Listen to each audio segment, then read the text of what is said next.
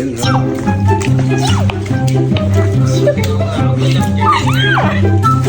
Cái mông của tao, sao mày làm bể của tao? Lão làm gì đây với mày? Mày đá cho tao đi.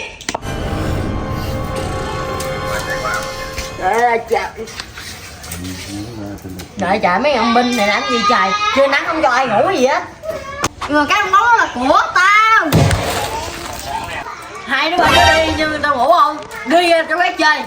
Lộn xộn thiệt chứ. Chén nó kiếm chơi mày. Đi đâu? Đi. Đi. Được chứ. Chạy chạy chạy, cái thằng gậy nó hay hiếp mình kìa. Chở nó không? Dứt. Ê.